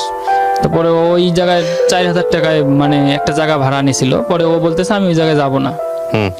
পরে আমি ওই 4000 টাকা তাকে দিয়ে পরে আমি ওই জায়গাটার মধ্যে যে একবার জমিনের উপর আর কি ঘরটা উঠানোর পরে ওই জায়গায় মনে করেন বন্যা আসলে পুরো 3-4 ফিট পানি হইতো ঘরের ভিতরে, থাকান যাইতো না। পরে ওই অবস্থায় মানে আমার তো আর ওই অবস্থায় মানে একটা জায়গা ভালো জায়গা নিয়ে বাড়ি করার মতো সামর্থ্য নেই। পরে ওকে মনে করো ওই বাড়িতেই রেখে আমার কাজ করতে আসতে হয় আর কি, বাঁচতে জীবিকার বা হলে তো বাঁচতেই হবে, বাঁচতে হলে তো আসতেই হবে। এখন পরে আমি ওইভাবে আসার পরে যেটুকু সামর্থ্য হয় আবার ওই দেখা গেল 1 মাস যদি আমি কাজ করি, পরে 1 মাস ওর পিছনেই ব্যয় করা লাগে। 1 মাস যদি কাজ করি, আবার দেখা গেল যে 10 দিন যদি ছুটি কাটায় আসি, পরের মাসে যা দেখলাম যে তো টাকাও পাইলাম না, অল্প। এইভাবে আবার ঋণ হয়ে যায়। এখন ওইভাবে করতে করতে এখন মানে পারতেছি না, আর কোথায় যাবো? যখন যে কোথাও একটা বেতনে চাকরি করতে যাই হালকা পাতলা, সেখানে তো আর আমাকে মাসে মাসে ছুটি দিবে না। তখন আমি ওই কি করি, দেখা যায় যে আলুর ক্ষেত লাগাইতে যাই, যে 15 দিন 20 দিন 1 মাস কাজ হয়, আবার বাড়িতে যাই। আবার দেখা যায় যে মানে ধান কাটা কাজে যাই, ওখানে কিছুদিন করি, আবার বাড়িতে যাই। এইভাবে চালাই। তো এখন দেখা গেল যে ওই যে ঘরটা দিছে, একবার শিলা বৃষ্টি হয়, প্রচুর শিলা বৃষ্টি হয় এলাকায়। সেদিন আমি বাড়িতে ছিলাম না, আমি ঢাকায় ছিলাম, কিন্তু ও ছিল বাড়িতে। এমন সময় এমন বড় বড় শিলা বৃষ্টি পড়ছে, মানে চাল একবারে পুরা মশারির মতো হয়ে গেছে, যা ওই ঘরের মধ্যে আর থাকা সম্ভব না। তারপরে কি করি, একটা পলিথিন কিনে ওই কোনো রকম করে মানে ছাউনি দিই আর কি। ছাউনি দিয়ে ওই ঘরে থাকি প্রায় 7, 8, 5 বছর 6 বছর ওই ঘরে থাকলাম, বাড়ি আলাদা করার পরে। তো এখন বলতেছে যে, ও বলতেছে আমি একলা বাড়িতে থাকি, অনেক সময় মানে বাজে ছেলেপেলেরা মানে কিছু খারাপ সিদ্ধান্ত নেয় আর কি। আচ্ছা, এখন কথা হচ্ছে যে আমি আপনার গল্পটা পুরোটা শুনলাম, আমি আমার জায়গা থেকে কয়েকটা বিষয় বলি। একটা যেটা হচ্ছে যে আপনি এখন কি করেন? আমি এখন মানে যেখানে আছি এটা কনস্ট্রাকশন সাইডে আছি আর কি। কত টাকা পান আপনি ওখান থেকে মান্থলি? আমি ওখানে মান্থলি না, যে মানে দিন ইনকাম, যত মানে কাজ করলে পাই, না করলে না। আপনার ওয়াইফকে নিয়ে আসেন না কেন আপনার কাছে? এখন আমি যেখানে আছি এখানে তো রুম ভাড়া অনেক টাকা, আর আমি যে টাকায় চাকরি করি আর ওই টাকা দিয়ে এখানে রুম ভাড়া নেওয়া সম্ভব না। আপনারা দুজনেই গার্মেন্টস করেন, দুজনেই গার্মেন্টসে কাজ করেন, সমস্যা কোথায়? ও তো অসুস্থ এখন, ওর যে এখন সমস্যাটা দাঁড়াইছে, ও মানে মাথার সমস্যা নিয়ে ব্যস্তেছে না, মানে মাথাটা ওর মানে পুরো মাথাটা। প্রথম কথা হচ্ছে দেখেন, এখানে আমি একটা কথা বলি আপনাদেরকে। আপনি যদি মনে করেন যে একটা মানুষের প্রতি আপনি অন্যায় করতেছেন, যে আপনার সেই সুযোগটা নাই, সেই সামর্থ্যটা নাই, কিন্তু তার জায়গা থেকে তার বাচ্চার শখ আছে এবং সেটা তার অধিকার, সেটা যদি আপনি মনে করেন যে না, সেটা আপনি ঠিক মতো পারতেছেন না, সেটা আপনি অ্যাফোর্ড করতে পারবেন না, কোনোভাবেই কোনো দিক থেকে পারবেন না, তারপরও আপনি তাকে কেন ধরে রাখবেন? আপনি আমাকে এই প্রশ্নের উত্তরটাকে দেন। এখন আমি ধরে রাখি আমার 9 বছরের সংসার, তার প্রতি আমার একটা ভালোবাসা, আর আমি এটা ভাবি যে ও যদি চলে যায়, আমি দ্বিতীয় বিয়ে কেন করব? আর দ্বিতীয় বিয়ে করলে তো সেই মেয়েটার লাইফটাও নষ্ট হয়ে যাবে। তো আপনি তার এনার লাইফও তো নষ্ট করতেছেন। হ্যাঁ, এনার লাইফও নষ্ট করছে। আমি তারপরে মানে বলি যে তুমি যাও, আমি কি হই, আমার জীবন, একলা জীবন, আমি বাঁচি বা মরি সেটা সমস্যা না, তুমি চলে যাও। তো ও বলে যে 9 বছর যাবত তোমার সংসার করলাম আমি, এখন যদি আমি এই 2 দিনকে দুনিয়াতে তোমাকে ছেড়ে যদি আমি সুখের জন্য যদি কোথাও যাই, পাবো টাকা, পাবো ধন, পাবো সবকিছুই পাবো, কিন্তু মানে এখন যদি তো যে আমি ওই সুখের জন্য যাই, কিন্তু তোমার তো অনেক কষ্ট হবে না, আমি তো তোমাকে ভালোবাসি। আর যদি মরতে হয় একসঙ্গে মরি, দুনিয়ার থেকেই চলে যাই। মাঝে মধ্যে সিদ্ধান্ত নিই যে আমরা সুইসাইড করে ফেলি। আবার বলি যে সুইসাইড মহাপাপ। ও যখন সুইসাইড করতে যায়, আমি ওকে বুঝাই যে দেখো, তুমি সুইসাইড করতে চাও, তুমি যদি মরে যাও তাহলে আমার কি হবে? মানে বিষয়টাকে দাঁড়ান, বিষয়টাকে না আপনারা এই বিষয়টাকে এমন ভাবে জটিল করে ফেলছেন। মানে আমার কথা হচ্ছে কি, মানে ঠিক আছে, আপনি একটা প্রবলেমের মধ্যে আছেন, সেই প্রবলেমটাকে আপনি সলভ করার জন্য চেষ্টা করবেন, তাই না? এটাই তো চেষ্টা যখন একেবারে সলভ হবে না, আইদার আপনাকে এই প্রবলেমটা নিয়ে চিন্তা করা বাদ দিতে হবে, অথবা আপনাকে নতুন কোনো কিছু করতে হবে, নতুন কোনো স্টেপ নিয়ে চিন্তা করতে হবে। তো আপনার এই প্রবলেমটা তো এমন প্রবলেম না যেটা সুইসাইড করার প্রবলেম। সুইসাইড করতে মানে ও যখন আপনি বলেন এটা সুইসাইড করার প্রবলেম, মানে জীবনটা কি শুধু বাচ্চা জন্ম দেওয়ার জন্য? না, সেজন্য সুইসাইড করে না। তাহলে যখন আমি মনে করেন এখন এলাকায় থাকি, যেমন আমি এই যে গত কয়েকদিন আগে আমি বাড়িতে গেছি, পিছন থেকে 2টা মহিলা আসতেছে, আমি আমার বাবার বাসার থেকে আমার বাসা আসতেছি। তা এক মহিলা আরেক মহিলাকে বলতেছে, এই বন্দাটা কয়দিন পর পর বাড়িতে আসে কেন? মানে আমাদের গ্রামের ভাষায় বলতেছে, এই বাঞ্জিটা কয়দিন পর পর বাড়িতে আসে কেন? আমি তো বাড়িতে যাই, ও অসুস্থ থাকার কারণে আমি যাই। আপনি লোকে মুখে কি বললো না বললো তাতে কিছু যায় আসে না। আবার অনেক সময় দেখা যায় আমি বাসায় গেছি, আমি যদি একটা গাছ লাগাই, আসি বলে যে তোরা বাঞ্জি দেখি তোদের গাছের ফল ধরে না, ঠিক আছে, একটা লেবু গাছ লাগাইছি, লেবু গাছের সময় হলে তো ফল আসবে। আচ্ছা আমি একটা কথা বলি এখানে, হ্যাঁ ঠিক আছে আপনি গল্পটা বললেন, হয়তো কিছু মানুষের মানসিকতা চেঞ্জ হবে, ডেফিনেটলি আমি সেই জায়গাটায় অবশ্যই নক করি, কিন্তু আপনাদের যে সেন্সের জায়গাটা সেই জায়গা থেকে সরে আসা উচিত। কিন্তু আপনারা আজকে অনেক দূর থেকে কষ্ট করে নিজের পকেটের পয়সা খরচ করে এরকম লাখ লাখ মানুষ শুনে এরকম একটা অনুষ্ঠানে আসছেন, হ্যাঁ নিশ্চয়ই আপনারা এই অনুষ্ঠানটাকে ভ্যালু দেন বলেই আসছেন, কষ্ট করে হ্যাঁ, আসছেন। আমরা- দেখেন এখানে 2-3টা বিষয়। প্রথম কথা হচ্ছে যে প্রবলেমটা এত জটিল না যে কারণে সুইসাইডের কথা চিন্তা করতে হবে, 1। 2 নাম্বার হচ্ছে যে বাচ্চা হয় না, বাচ্চা হবে, আল্লাহ চাইলে হয়তো ভবিষ্যতে হবে, তাই না? আপনার বয়স কত আর ওনারই বা বয়স কত? এত ফ্রাস্ট্রেটেড হওয়ার তো কিছু নাই। আর বাচ্চা না হলেই জীবনটা শেষ হয়ে যায় না, ঠিক আছে? এটা হচ্ছে 1 নাম্বার। 2 নাম্বার হচ্ছে হলো উনি যদি অ্যাকসেপ্ট করে নেয় যে না বাচ্চা না হলেও আমি তোমার সাথে সংসার করব, তাহলে এটা নিয়ে ঘাটাঘাটি না করাটাই ভালো। ওনাকে ওনার মতো থাকতে দেন, উনি আপনার সাথে সংসার করুন। কিন্তু 3 দিন পর পরই যদি দেখেন যে উনি স্যাড, আপনার এই প্রবলেমের কারণে আপনি পারতেছেন না তাকে পয়সা দিয়ে ট্রিটমেন্ট করাতে, আপনি পারতেছেন না তাকে যেই আপনার আইভিয়ান নাকি পদ্ধতির কথা বললেন সেটার দিকে নিয়ে যেতে, তাহলে আপনি তাকে কেন ধরে রাখবেন? আমি ছেড়ে আমি দিলে তো আমি সে আমি যাবে আমি না। আমি আমি এক্স্যাক্টলি, তাহলে যদি না যায় তাহলে তাকে এটা নিয়ে কথা বলাই যাবে না।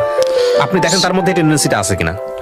আমি তাকে আমি বলি, কিন্তু মানে আমি ওকে বলি যে তুমি অন্য কোথাও যাও। না না না, আপনি আমাকে এই প্রশ্নটা উত্তর দেন, অন্য যাও কোথাও যাওয়ার প্রশ্ন পরে। ওনার আপনার ওয়াইফের নাম কি? ফাতেমা। ফাতেমা। আপনার নাম? হারুন। হারুন। ফাতেমাকে আপনি এটা বলছেন, সে আপনাকে ছেড়ে যাবে না সেটাও বলছেন, হ্যাঁ। তাই না?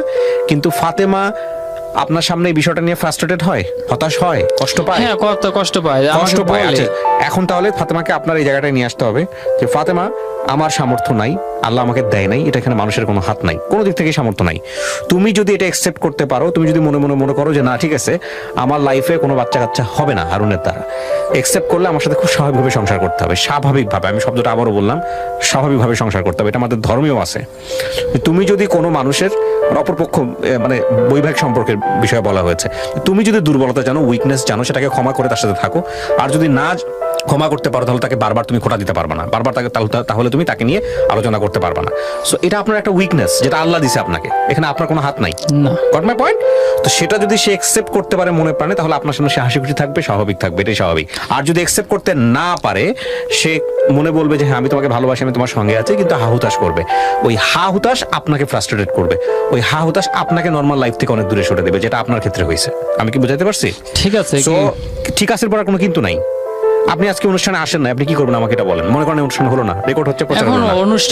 অনুষ্ঠানে আসছি, এখন আসার উদ্দেশ্য হলো যে এইভাবে মানুষ আমাকে ব্ল্যাকমেলের ধরনের কথা বলে। আপনি কি মনে করেন রেডিওতে অনুষ্ঠানটা প্রচার হয়ে গেলে এটা লাখ লাখ মানুষ কালকে চেঞ্জ হয়ে যাবে? না না না, তাহলে আমার কথায় মানুষ হয়তো 1-2 জন চেঞ্জ হতে পারে, কিন্তু Right. সবার মানুষের যদি সমাজের এই ধরনের যদি সবার মন মানসিকতা থাকতো, তাহলে তো আমাকে এইভাবে কেউ বলতো না। রাইট, তাহলে তো এরা আমাকে বলতো না যে তুমি। আমার ফোকাসটা ওই জায়গাটাই ঠিক আছে, আপনি যেটা বললেন সেটা মানুষ হয়তো 2-1 জন ঠিক হবে, কিন্তু হ্যাঁ। আমার ফোকাসটা আপনি, কারণ আপনি ঠিক যদি আজকে যদি এই সেন্সটা যদি আপনার ভিতর থাকে, আপনি কি মনে করেন ধরেন আপনার এই অনুষ্ঠানটা করে কেউ আপনাকে, আপনি একটা মেইল অ্যাড্রেস দিলেন বা আপনার ফোন নাম্বার দিলেন, আপনাকে 2 লাখ টাকা দিল, হেল্প করলো, আপনার কোনো গ্যারান্টি আছে আপনি বাচ্চার মালিক ইয়ে হবেন? না হতে কোনো পারে guarantee যদি নেই। আল্লাহ আপনার চায়। 2 লাখ, আপনার 2 কোটি টাকা থাকলেও আপনি অনেক সময় হতে পারবেন না, আল্লাহ যদি না দেয়। হ্যাঁ তারপর তাহলে পয়েন্টটাতে বোঝার চেষ্টা করেন হারুন। আমার আমি একটা কথা বলি এখানে, যদি হয়তো বা আমরা মানুষের দোয়া আর সবকিছুই তো আল্লাহ তাআলার ইচ্ছে, এখানে কারো হাত নেই। হয়তো আমার ফার্স্ট এডও হয়ে যেতে পারতো যদি আমি একবার চেষ্টা করে দেখতে পারতাম, তাও তো জীবনের আক্ষেপটা দূর হইতো আমার, যে না আমি চেষ্টা করছি, আল্লাহ তাআলা আমাকে দেয় নাই। 28 আপনার বয়সের আরো 40 বছর পরে আছে আপনার শেষ চেষ্টা করার জন্য, তা আপনি এখন এত ফ্রাস্ট্রেটেড তার মধ্যে একটা কথা আছে, সেটা হলো যে আমি যেটা বললাম আপনার যে ওয়াইফের বয়স কত? ওর বয়স আপনার অর্ধেক। 22। না হিসাবে তো আপনি যখন আচ্ছা 22 বছর বয়স, 21-22 বছর বয়স, তারও তো আপনি যদি ফার্টিলিটির কথা চিন্তা করেন তার তো কোনো প্রবলেম নাই, সে 30-32 পর্যন্ত আরো 7-8 বছর ইজিলি ট্রাই করতে পারবে। 7-8 বছর ইজিলি ট্রাই করতে পারবে, কিন্তু এখন যে ওকে রেখে আমি ঠিকমতো কাজ করতে পারতেছি না, একটা হলো পয়েন্ট আমার হলো এটা, যে ওকে রেখে যে আমি ঠিকমতো একটানা যদি কাজ করতে পারতাম তাও একটা চেষ্টা ছিল। আর দ্বিতীয় কথা হলো আমি যেখানে আসি, যে জায়গাটা ভাড়া জায়গাটা, এখন হয়তো মানে যে সামনে যে বন্যাটা আসতেছে, সর্বোচ্চ এই বন্যাটা পর্যন্ত থাকা যাবে। শোনেন হারুন ভাই, আমি একটা কথা বলি, এই কথাগুলো যদি মানুষ শোনে না, আপনাকে যে বললেন না যে টিস করে, আপনাকে আর লক্ষ লক্ষ মানুষ টিস করবে। আপনি একজন 28 বছরের একটা ছেলে, না আমি পয়েন্ট আগে বলি, আপনি আমার পয়েন্টটা শোনেন। 28 বছরের একটা ছেলে বাংলাদেশে নিশ্চয়ই কাজ করে একটা বউ পালার মতো যোগ্যতা আপনার আছে। হ্যাঁ আমি সেটার জন্য কখনো শোনেন আগে বলি না। শেষ করুন, সেটার জন্যই বলতেছি আপনাকে, আপনি এখন পারতেছেন না বিকজ অফ আপনার সিচুয়েশনের কারণে। হ্যাঁ হ্যাঁ আপনি যেখানে রাখছেন আপনার বউকে, সেখানে সে আনপ্রোটেক্টেড একটা জায়গায় আছে। আপনি ঢাকা শহরে গার্মেন্টসে আপনি তো কাজ করতে পারেন, আপনি করেন না কেন? গার্মেন্টসে তো আমি বললাম যে আমার সমস্যার কারণে আমি গার্মেন্টসে কাজ করতে পারি না, যে আমার হাত পায়ে প্রচুর ঘাম হয়। কি পাবেন? হ্যাঁ ওর তো ছুটি নেই, আমি কি করবো? আমি তো একা বাংলাদেশে বহু ছেলে মেয়ে আছে, বহু হাজবেন্ড আছে যারা গার্মেন্টসে কাজ করে ওয়াইফকে সময় দেয়। আপনি একমাত্র কেস না যদি আপনি করেন। না না, আমি গার্মেন্টসে কাজ রিকশা করতে চালায়, পারি না। শেষ করি ভাই, রিকশা চালায়, দিন মজুরি করে, হ্যাঁ আছে না? আমি ওই ধরনের কাজ অনেক করছি। হ্যাঁ, তো তার মানে আপনার তো বাচ্চা কাচ্চা নাই, আপনি বললেনই। আপনি যদি এত কিছু করে একটা মানুষকে যদি চালাতে না পারেন, তাহলে এটা মানুষজন আপনার এই কথা অ্যাকসেপ্ট না, করবে না। আমি মানুষজন চালার কথা এখানে কখনো বলি না। আমি যত কষ্ট করি, আমি তো যে যতই কষ্ট করি, আমি তো কখনো কারো কাছে হাত পাততে যাই নাই। কারণ আমি এটা বলতে চাচ্ছি যে আমি যে সিচুয়েশনটার মধ্যে আছি বর্তমানে, এখন যদি আমি সামনে একটা জায়গা করে যে বাড়িটা করব, যদি ওই দিকে অগ্রসর হই। আপনি কি ওইদিকে অগ্রসর হবেন? আপনার বাংলাদেশের নিজের বাড়ি করতে হলে কি নিজের জমি লাগবে? এরকম সিচুয়েশন বাংলাদেশে সবার আছে না, নিজের জমিটা না। আপনি কি করবেন আমার কাছ থেকে শুনেন। প্রথমত আপনি আপনার ওয়াইফকে আপনার সাথে রাখবেন। কিভাবে রাখবেন? ঢাকা শহরে সেরকম একটা কর্মসংস্থানের ব্যবস্থা করবেন। আপনি চাইলে এখান থেকে বের হয়ে গিয়ে কর্মসংস্থানের ব্যবস্থা করতে পারবেন না, আপনাকে চেষ্টা করতে হবে। আমি আমার কথাটাকে শুনেন, আপনি তো রেডি হয়ে আসছেন আপনি নিজের কথা বলার জন্য। আপনি যদি রিসিভ না করেন আপনি চেঞ্জ করতে পারবেন না। আপনাকে চেঞ্জ করতে হলে আপনাকে রিসিভ করতে হবে, কারণ আপনার মতো শত শত হাজার হাজার কেস আমি জানি, ঠিক আছে? সো প্রথম চেষ্টা হবে বাচ্চা না, বাচ্চার কথা ভুলে যান। প্রথম কথা হচ্ছে বাচ্চা আপনাদের দুজনকে মানসিকভাবে অসুস্থ করে দিছে। হ্যাঁ ঠিক আছে, এটা হচ্ছে আমার পয়েন্ট। হ্যাঁ, বাচ্চা জীবনের জন্য এমন কিছু না যে বাচ্চা না হলে জীবন হেল হয়ে যাবে। আপনারা দুজন মানুষ অসুস্থ হয়ে গেছেন, আপনাদের দিকে তাকানো যাচ্ছে না। হ্যাঁ, অসুস্থ আপনারা হয়ে গেছি। প্রথম যে কাজটা করেন, আগে বাঁচেন, ঠিক আছে? আর মানুষ কি বললো এটা নিয়ে চিন্তা করেন না। হ্যাঁ, মানুষ আপনার জীবন, আপনি না খেয়ে থাকলে মানুষ আপনাকে খাবার দেয়? না, আপনি কি চুরি করছেন কারো ঘরে? না। করেন নাই তো, তাহলে সে কি বললো না বললো সেগুলো কিছু চায় আসে না আপনার। সেটা শোনেন, আপনি যেটা করবেন, প্রথম দায়িত্ব হচ্ছে আপনাকে আজকে আমি $1 মিলিয়ন সাজেশন দিচ্ছি। আপনাকে $1 মিলিয়ন সাজেশন দিচ্ছি। আপনি তো 2 টাকা মানুষের কাছ থেকে হেল্প পাওয়ার জন্য হয়তো আজকের এপিসোডে আসছেন, অথবা আসেন নাই, আমি দুটোই বললাম। কিন্তু আমি আপনাকে যে সাজেশনটা দিচ্ছি সেটা $1 মিলিয়ন সাজেশন, কোটি কোটি টাকার চাইতে অনেক দামি সাজেশন। আপনার ওয়াইফকে রাখার চেষ্টা করেন, এটার জন্য আপনার মানসিক শক্তি দরকার। আপনি শুধু এক্সকিউজ খুঁজেন না। আপনি এভাবে চিন্তা করেন, আপনি একটা পুরুষ মানুষ, আপনার 2টা হাত আছে, 2টা পা আছে, একটা মানুষের খাবার রোজগার করতে পারবেন না, আপনি একটা মানুষের আপনি থাকার জায়গা করতে পারবেন না ঢাকা শহরে? এটা কোনো কথা হইলো নাকি? আপনি এভাবে চিন্তা করেন, আপনি কোনো মাঝখানে কোনো এক্সকিউজই দেখাবেন না। আপনি চিন্তা করেন, আপনি চিন্তা করলে আল্লাহ ব্যবস্থা করে দিবে আপনাকে। অবশ্যই বুঝতে পারছেন? আপনি যদি মনের দিক থেকে শক্তি রাখেন যে না, আমাকে আমার ওয়াইফকে কাছে রাখতে হবে, প্রথম কথা হচ্ছে এইটা। আপনি তো ওনাকে কাছেই রাখতে পারেন না। বিয়ের পরে কয় বছর কাছে ছিলেন? দুজন তো পাশাপাশি ছিলেন না। উনি আপনার জন্য দিনের পর দিন, মাসের পর মাস অপেক্ষা করে বসে থাকে। হ্যাঁ, এবং একটা এরকম একটা বাড়ির মধ্যে থাকে, দেখতে শুনতে মাশাআল্লাহ সুন্দর। তো সে তো অবশ্যই রিস্কে থাকবে, সে তো আপনার কাছ থেকে কিছুই পায়নি, আপনাকে একতরফাভাবে ভালোবেসে যাচ্ছে। তো অবশ্যই আপনি যেখানে আপনার কাজ হবে এমন একটা কাজ খুঁজে পাওয়া, যেই কাজটা করে 2 বেলা 2 মুঠো ভাত একসাথে খাইতে পারেন, অন্তত রাতের বেলা একসাথে ঘুমোতে পারেন, এরকম একটা ব্যবস্থা করা। প্রথম কাজ হচ্ছে আপনার এইটা, আগামী 1 বছরে। তারপরে গিয়ে আপনার বয়স কেবল মাত্র 22, ওনার বয়স কেবল 22 আর আপনার বয়স কেবল 28। এরপরে আপনি টাকা জমান আস্তে আস্তে। জীবনে তার অন্য কোনো এম নাই, বাড়ি করতে হবে, গাড়ি করতে হবে, কার জন্য করবেন? বাচ্চা কাচ্চার জন্য করবেন। ধীরে ধীরে টাকা জমান, চেষ্টা করতে থাকেন। আল্লাহ নিশ্চয়ই এর মতো চাইলে, সবচেয়ে বড় চিকিৎসক তো আল্লাহ। আপনি আল্লাহর কাছে সিজদায় পড়েছেন যে আল্লাহর কাছে সবসময় চাই, ফাইন, তাহলে ওইটাই আপনার ব্যবস্থা করে দিবে। সো আমি বলি ভাই, আপনি আজকে এখানে অনুষ্ঠানে আসছেন, আপনার আগামী 6 মাসের মধ্যে কাজ হচ্ছে আপনার ওয়াইফকে আপনার নিজের কাছে রাখা, সেটার জন্য আপনার কাজের ব্যবস্থা করা। এই হাত ঘামা কোনো এক্সকিউজ হতে পারে না। হাত ঘামার বাদলে অন্য কোনো কাজ করেন, হাত ঘামা ছাড়া আপনি অন্য কাজ করেন। হাত তো আমারও ঘামে, রেগুলার ঘামে। আমি যখন কিবোর্ডে চাপ করতে যাচ্ছি, আমার কিবোর্ড কিছুক্ষণ পর মুছতে হয়, কিবোর্ড নষ্ট হয়ে যাচ্ছে, ল্যাপটপ নষ্ট হয়ে যাচ্ছে। তো আমি কি কাজ বন্ধ করে রাখছি? সারাদিন আমার ওইখানে কাজ করতে হয়। এটা কোনো এক্সকিউজ হতে পারে না। আপনার মাথায় একটা প্রথম কথা হচ্ছে কি, একটা মানুষ কখন হারে জানেন? একটা মানুষ যখন নিজের কাছে হারে, নিজের ব্রেনের মধ্যে যখন এটা ঢুকে যায় যে আমার দ্বারা হচ্ছে না, পারতেছি না। আপনার সবচেয়ে বড় অ্যাসেট হচ্ছে আপনি এরকম একটা খারাপ অবস্থায়, আপনার 2টো পা ঠিক আছে, 2টা হাত ঠিক আছে, আপনি সুস্থ আছেন। হ্যাঁ ইনশাআল্লাহ। আপনি মানসিকভাবে যে পরিমাণ ভেঙে পড়ছেন, মানসিকভাবে আপনি যেই পরিমাণ শক্তি হারাই ফেলছেন, এই জায়গাটায় আপনার আগে চিকিৎসা দরকার। 8-9 বছর ধরে বিয়ের ক্লাস 5-এ পড়া স্টুডেন্ট, বিয়ের 1 বছর পর থেকে শুরু করছেন আপনি তার ট্রিটমেন্ট বাচ্চার জন্য। তার মানে কি পরিমাণ মানসিক প্রেসারে আপনারা আছেন? এই 1 বছর 9 বছর ধরে তো সংসারই করেন নাই, শুধু এই বাচ্চার পিছনে দৌড়াইছেন। হ্যাঁ, যা 9 বছরে যা ইনকাম করছি সব এর পিছনে ঢালছেন। এটা আপনাদেরকে কে বুঝাবে? এটা তো একদম পুরা, মানে এটা কোনো জীবনই হইতে পারে না। সন্তানের আশায় তো করছি, এটা কোনো জীবনই হতে পারে না। আমি কি বুঝাতে পারছি ভাই? সুতরাং আপনার প্রথম কাজ হচ্ছে আপনার ওয়াইফকে আপনার কাছে রাখা। বাড়িও হবে এক সময়। জীবনে একটা মোমেন্ট লাগে মানুষের জীবন পরিবর্তন হওয়ার জন্য। ইফ ইউ বিলিভ, আপনি যদি বিলিভার হন, আপনি যদি আল্লাহ বিশ্বাসী হন, একটা একটা মোমেন্ট লাগে মানুষের লাইফ চেঞ্জ করার জন্য, একটা সিঙ্গেল মোমেন্ট। আপনার যত প্রবলেম আছে আপনি আল্লাহর কাছে বলেন, এগুলো কোনো প্রবলেমই না। আপনি আজকে যে বিষয়টা নিয়ে এখানে আসছেন, হ্যাঁ আমি দুইটা শিক্ষা নিতে পারি আজকে এই গল্প থেকে, যদি আমি ব্যক্তিগতভাবে এই শিক্ষাটা নেই। একটা হচ্ছে যে আমাদের সমাজে পরিবর্তন দরকার, যে একটা মানুষ বাচ্চা না হলেই মনে করে তার পুরুষত্ব নাই এবং সে সংসার করার যোগ্য না, এটা সম্পূর্ণ ভুল। তাদের এই বিষয়গুলো নিয়ে দুর্বলতা নিয়ে টিকা টিপ্পণী দেওয়া উচিত না, এটা হচ্ছে প্রথম কথা। এই জায়গাটা আমাদের মানসিকতা পরিবর্তন করতে হবে। হয়তো সে কোনো কিছু না মিন করেই কথাটা বলেছে, কিন্তু এটা আপনার কি পরিমাণ কষ্ট হতে পারে, কি পরিমাণ আঘাত লাগতে পারে সেটা সে চিন্তা করে না। আমি সেটা বুঝি, কারণ আপনি অলরেডি মানসিকভাবে সেখানে দুর্বল। আরেকটা বিষয় যদি শেখার থাকে সেটা হচ্ছে যে এই বিষয়টা নিয়ে আপনি ব্যক্তিগতভাবে যতটা দুর্বল হয়ে গেছেন, যে বাচ্চা কাচ্চা ছাড়া যে পৃথিবীতে মানে আর কিছু নাই, আপনাদের দুজনের বক্তব্য শুনে যেটা মনে হয়েছে, এটা সম্পূর্ণই ভুল একটা ধারণা। একটা জিনিস, আপনি মরে গেলে আপনার কবরে আপনার বাচ্চা যাবে না? যাবে না, ঠিক আছে, আপনার যাবে আপনার কাজকর্ম, ঠিক আছে, কিন্তু তারপর দুনিয়াতে একটা বাবা ডাক শুনতে ইচ্ছা করে। হ্যাঁ, তো আপনার মতো লোক আর পৃথিবীতে নাই, তারা সবাই সুইসাইড করছে না? সুইসাইড করে নাই, তাইলে? কিন্তু হয়তো তাদের মানে যাদের এরকম আর্থিক সামর্থ্য আছে তারা করতেছে, কিন্তু আমি চেষ্টা রাস্তাঘাটে বাচ্চা করতেছি। ফেলা দেয় মানুষ, জানেন? হ্যাঁ দেয়, কিন্তু ডাস্টবিনে বাচ্চা পাওয়া যায়, এটা জানেন? হ্যাঁ, অনেক সময় তো দেখি পড়ি, দেখেন না? কিন্তু আল্লাহকে বলি যে আল্লাহ বাচ্চাটা ওই জায়গায় না দিয়ে আমাদের ঘরে দিতা। না, এটা কিন্তু বিষয় না, বিষয়টা চিন্তার জায়গাটা অন্যরকম। সিচুয়েশন, আপনি এই সিচুয়েশনে আনহ্যাপি, সে বাচ্চা আসাতে আনহ্যাপি। আল্লাহর কাছে শুকর করেন যে আপনাকে আল্লাহ কোনো না কোনো ভাবে এর মাঝখানেও সুস্থ রাখছে। হ্যাঁ, সুস্থ রাখছে, বিকজ ওই বাচ্চাটা আপনি চাচ্ছেন, বিকজ আপনি ওই জায়গাটায় আনহ্যাপি, আর তার কাছে বাচ্চাটা বার্ডেন হয়ে গেছে। ফ্যাক্ট কিন্তু বাচ্চা না, বাচ্চা ফ্যাক্ট না, ফ্যাক্ট হচ্ছে সিচুয়েশন। আপনার লাইফে এই সিচুয়েশনে আপনি আনহ্যাপি, তার লাইফে ওই সিচুয়েশনে সে আরেকজন আনহ্যাপি। সো আপনাকে যদি হ্যাপি হইতে হয় তাহলে এই জায়গাটা থেকে বের হইতে হবে। হ্যাঁ, মানুষের আপনি কেন বাচ্চা চাচ্ছেন? বিকজ আপনি এই যে বাবার ডাক শুনলেন, বাবার ডাক শুনলে আপনার কি হবে? মনের মধ্যে খুশি লাগবে, আপনি সুখী হবেন, আনন্দ লাগবে। টার্গেটটা কি খুশি হওয়া, সুখী হওয়া, তাই তো? টার্গেট খুশি হওয়ার থাকলে পৃথিবীতে 1000টা ওয়ে আছে, 1 মিলিয়ন ওয়ে আছে খুশি হওয়ার জন্য, শুধুমাত্র বাবা হওয়াটাই রাস্তা না।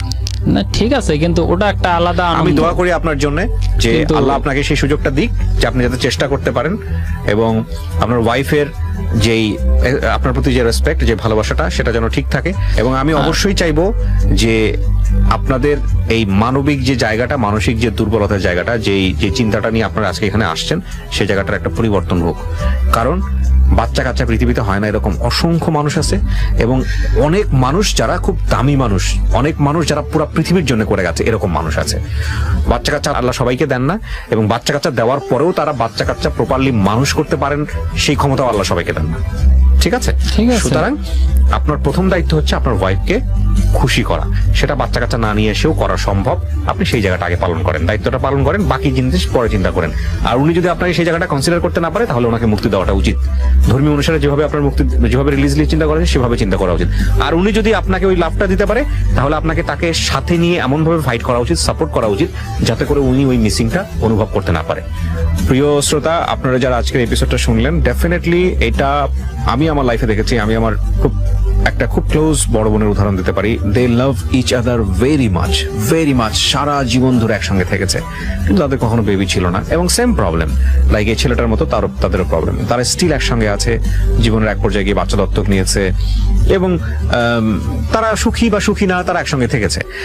এটা আমি জানি যে এক ধরনের বড় ধরনের একটা ফ্রাস্ট্রেশন, যে আসলে বৃদ্ধ বয়সে যে কি হবে, জীবনের কেন পরিশ্রম করতেছি। কিন্তু আমাদের লাইফটা এতটা বেশি প্যাটার্নালিস্টিক, এতটা বেশি সিস্টেমেটিক, আমরা এই সিস্টেমের বাইরে গিয়ে চিন্তা করতে চাই না। আমরা এই সিস্টেমের বাইরে গিয়ে একজন মানুষ যে হ্যাপি হতে পারে, এই সিস্টেমের বাইরে যে একজন মানুষ যে পৃথিবীর জন্য অনেক কিছু করতে পারে, নিজের জীবনের জন্য অনেক কিছু করতে পারে, পরকালের জন্য অনেক কিছু করতে পারে, এই চিন্তাটা আমরা করি না বলেই সবকিছু আমরা চারপাশে যা দেখি সিস্টেমেটিক ওয়েতে চিন্তা করি বলি আমাদের এই যে এত পাওয়ারফুল মস্তিষ্ক, এত সুন্দর একটা জীবন আল্লাহ আমাদেরকে দিয়ে পাঠান দুনিয়াতে, এই জীবন